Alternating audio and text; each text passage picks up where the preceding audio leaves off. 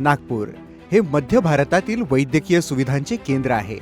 आज नागपूरच्या इतिहासात एक नवीन सुवर्ण अध्यायाची सुरुवात होत आहे। भारताचे थोर सुपुत्र म्हणजेच विनायक दामोदर सावरकर, वीर सावरकर यांचे स्वातंत्र्य लढ्यातील योगदान अतुलनीय आहे। म्हणूनच त्यांच्या त्याग आणि योगदानाला अनुसरून महाराष्ट्र शासनाच्या नागरी विकास मंत्रालय आणि नागपूर महानगरपालिका यांच्या संयुक्त विद्यमाने विनायक दामोदर सावरकर हे भव्य रुग्णालय उभारले जात आहे। नागपूरच्या मौजा वाठोडा येथे 300 खाटांचे सर्व वैद्यकीय सुविधांनी सुसज्ज रुग्णालय उभारण्यात येत आहे। वीर दामोदर सावरकर रुग्णालयाचे बांधकाम करण्याकरिता नागपूर सुधार प्रन्यास या नोडल एजन्सीची नियुक्ती करण्यात आली आहे। Messrs MB Malewar designs private limited Nagpur यांची प्रकल्प सल्लागार म्हणून नेमणूक करण्यात आली आहे। या परिसरात कोणतेही शासकीय रुग्णालय नसल्यामुळे वीर दामोदर सावरकर रुग्णालयामुळे नागपुरातील इतर शासकीय रुग्णालयांच्या सेवेचा भार कमी होणार आहे। या रुग्णालयाची निर्मिती मूलभूत सेवा अंतर्गत करण्यात येणार आहे। संपूर्ण रुग्णालयाचे बांधकाम 12,025.282 चौरस मीटर एवढ्या जागेवर प्रस्तावित आहे। तसेच संपूर्ण इमारतीचे क्षेत्रफळ 36,254.46 चौरस मीटर एवढे असणार आहे। सर्व प्रकारच्या व्याधींवर या रुग्णालयात उपचार होणार आहेत। प्रस्तावित आराखड्यामध्ये 2 तळघर असून तळघर 1 मध्ये 54 कार तसेच 315 दुचाकी वाहन व तळघर 2 मध्ये 38 कार व 31 दुचाकी यांची सोय करण्यात आली आहे। तळघर 1 चे क्षेत्रफळ 3,915 चौरस मीटर व तळघर 2 चे क्षेत्रफळ 3,869.14 चौरस मीटर आहे।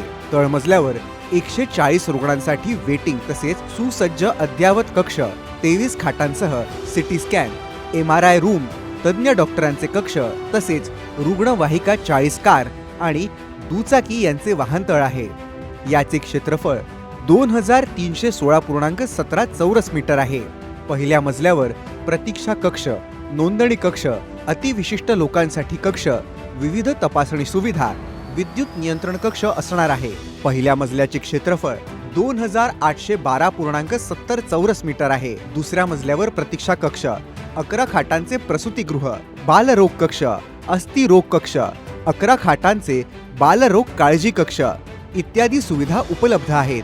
या मजल्याचे क्षेत्रफळ 2,812.70 चौरस मीटर आहे।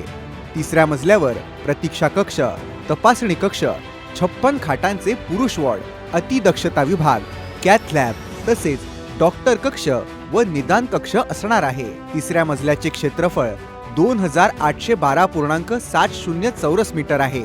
चौथ्या मजल्यावर 56 खाटांचे महिलांवर भौतिक उपचार केंद्र, तपासणी केंद्र, IVF केंद्र, शल्यक्रियागृह, पॅथॉलॉजी लॅब व नातेवाईकांसाठी भेटण्याची व्यवस्था इत्यादी सुविधा उपलब्ध असणार आहे। या मजल्याचे क्षेत्रफळ 2,929.85 एवढे असणार आहे। पाचव्या मजल्यावर प्रतीक्षा कक्ष, 28 खाटांचे बालविभाग कक्ष, तपासणी कक्ष, काळजी कक्ष, 18 खाटांचे बंद वॉर्ड, 1 खाटेचे 7, 2 खाटेंचे 14 कक्ष इत्यादी सुविधा असणार आहेत। पाचव्या मजल्याचे क्षेत्रफळ 2,904.72 चौरस मीटर आहे। सहाव्या मजल्यावर तपासणी कक्ष, 2 खाटांचे 14 कक्ष, 1 खाटेचे 7 कक्ष इत्यादी सोय असणार आहे। सहाव्या मजल्याचे क्षेत्रफळ 2,929.85 चौरस मीटर आहे। सातव्या मजल्यावर प्रतीक्षा कक्ष, अतिदक्षता विभाग, 7 शल्य विभाग, डे केअर, 11 खाटांचे अपघात विभाग कक्ष, 6 खाटांचे अवयव प्रत्यारोपण, अतिदक्षता कक्ष इत्यादी सुविधा असणार आहेत। सातव्या मजल्याचे क्षेत्रफळ 2,895.95 चौरस मीटर आहे। आठव्या मजल्यावर रुग्णांच्या नातेवाईकांसाठी शयनगृह देण्यात आले आहे। याचे क्षेत्रफळ 2,929.85 चौरस मीटर आहे। 9व्या मजल्यावर विविध प्रकारच्या वैद्यकीय सभासदांसाठी समायोजन कक्ष असणार आहे।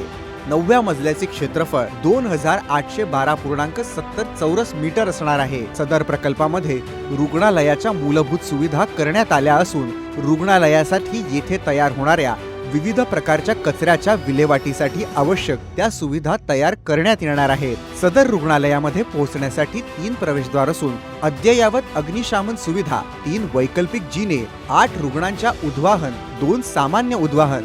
सदर रुग्णालय ऊर्जेच्या बाबतीत स्वयंपूर्ण करण्याकरिता सौर ऊर्जेचा सुद्धा समावेश करण्यात आला आहे। या प्रकल्पाचे भूमिपूजन महाराष्ट्र राज्याचे उपमुख्यमंत्री माननीय नामदार श्री देवेंद्र फडणवीस आणि केंद्रीय भूपृष्ठ वाहतूक मंत्री नामदार श्री नितीन गडकरी यांच्या हस्ते होत आहे। वीर विनायक दामोदर सावरकर रुग्णालयाची संकल्पना माननीय आमदार श्री कृष्णाजी खोपडे यांची आहे। वीर विनायक दामोदर सावरकर रुग्णालय हे पूर्व नागपूरसाठी एका नव्या युगाची सुरुवात आहे। आरोग्य सुविधांमध्ये होणारी भरभराट आणि नागरिकांच्या चेहऱ्यावर खुलणारा आनंद हेच या रुग्णालयाच्या यशाचे खरे मापदंड आहेत।